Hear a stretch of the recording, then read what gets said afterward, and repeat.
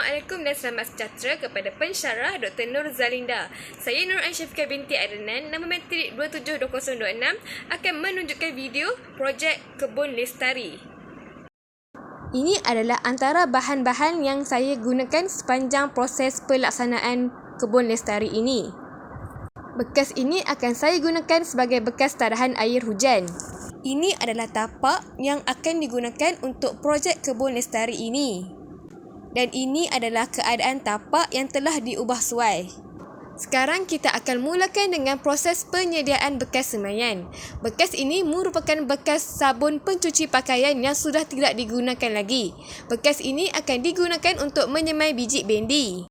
Kemudian proses diteruskan dengan menyediakan tanah yang akan digunakan untuk semaian, iaitu tanah bakar, tanah biasa dan juga sabut kelapa. Nisbah yang digunakan ialah 3:1:1. Gaul ketiga-tiga bahan tersebut sehingga ianya menjadi rata. Setelah kesemua bahan tersebut sama rata, masukkan ia ke dalam bekas yang hendak digunakan tadi. Langkah seterusnya ialah dengan membuat lubang untuk memasukkan biji benih. Kemudian masukkan biji benih tersebut. Biji benih yang digunakan adalah hasil daripada semaian pokok bendi daripada rumah saya sendiri. Masukkan sekurang-kurangnya 2 biji benih tersebut ke dalam lubang semaian dan kemudian tutup lubang semaian tersebut. Akhir sekali, simpan semaian tersebut di tempat yang teduh. Hal ini kerana tanaman semaian itu tidak boleh terkena cahaya matahari secara langsung. Selanjutnya ialah proses penyediaan tanaman seterusnya, iaitu kunyit. Bekas yang digunakan juga merupakan bekas yang sudah tidak diguna pakai lagi. Kemudian, sediakan lubang di bawah bekas semaian tersebut untuk saliran air yang bertakung untuk keluar. Tanah yang digunakan untuk menanam kunyit juga sama seperti menanam bendi sebentar tadi. Masukkan tanah tersebut ke dalam bekas dan seterusnya masukkan anak pokok kunyit. Tanaman yang seterusnya ialah bayam Brazil.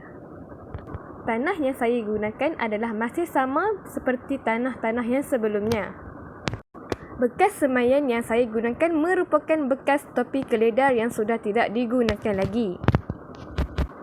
Tanaman terakhir ialah sayur bayam hijau.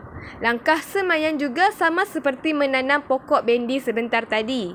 Buatkan lubang dan kemudian masukkan biji benih ke dalam lubang tersebut. Ini adalah hasil semaian pokok bendi setelah beberapa minggu. Setelah pokok bendi tersebut sudah mengeluarkan sekurang-kurangnya 2 daun, maka sebaiknya dipindahkan ke dalam pasu yang lebih besar supaya pokok tersebut dapat membesar dengan baik tanpa berlakunya persaingan antara pokok-pokok yang lain. Ini adalah hasil-hasil tanaman setelah beberapa minggu. Dan ini ialah bunga pokok bendi.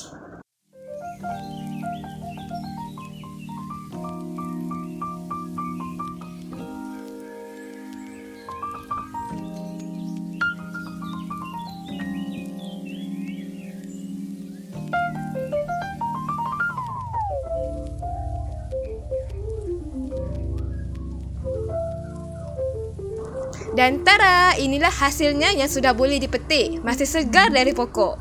Hasilnya saya kutip dan dijadikan asam pedas untuk keluarga saya. Tidak lupa juga hasil bayam hijau saya yang sudah boleh dipetik. Sekarang kita akan lihat dari segi cabaran pula. Cabaran yang saya lalui sepanjang proses pelaksanaan projek kebun lestari ini ialah dari segi pokok yang tidak membuahkan hasil, di mana tidak semua biji benih bendi yang saya semai membuahkan hasil. Sebaliknya hanya 5 pokok yang bertahan. Seterusnya dari segi serangga yang mengganggu tanaman saya. Sebagai contoh, siput. Cabarannya seterusnya pula ialah dari segi cuaca. Memandangkan di tempat saya cuaca sekarang tidak menentu. Kadang panas dan kadang hujan tidak berhenti. Hal ini membuatkan tanaman semaian saya sedikit terganggu dan terjejas. Dan akhir sekali, kesimpulan yang dapat saya simpulkan sepanjang pelaksanaan projek kebun lestari ini ialah, pertama sekali, menanam pokok ini memerlukan kesabaran yang tinggi. Untuk mendapatkan hasil yang baik, kita mestilah sentiasa sabar dan tidak cepat putus asa. Seterusnya, berkat kesabaran tidak akan mengecewakan kita. Saya berasa seronok apabila pokok yang ditanam saya membuahkan hasil dan dapat digunakan untuk masakan di rumah. Hal ini membuatkan saya lebih bersemangat untuk menanam pokok dengan lebih banyak dan saya akan meneruskan dengan aktiviti tanaman ini biarpun bukan untuk tujuan tugasan ini, sebaliknya untuk mengisi masa lapang saya. Saya sedar dengan pelaksanaan projek kebun lestari ini, saya dapat mengisi masa lapang saya dengan baik dan saya sedar saya dapat mengatasi tekanan saya dengan melihat tanaman-tanaman hijau ini membesar dengan baik. Kesimpulannya, dapatlah saya simpulkan bahawa pelbagai kebaikan dan manfaat yang dapat kita perolehi daripada tugasan ini dan bukanlah semata-mata untuk menyiapkan tugasan ini dan kemudian berhenti menanam pokok. Sebaliknya, saya sedar bahawa menanam pokok ini sesuatu yang menyeronokkan dan dapat melepaskan tekanan. Jadi saya akan teruskan dengan aktiviti menanam pokok ini di rumah. Sekian, terima kasih.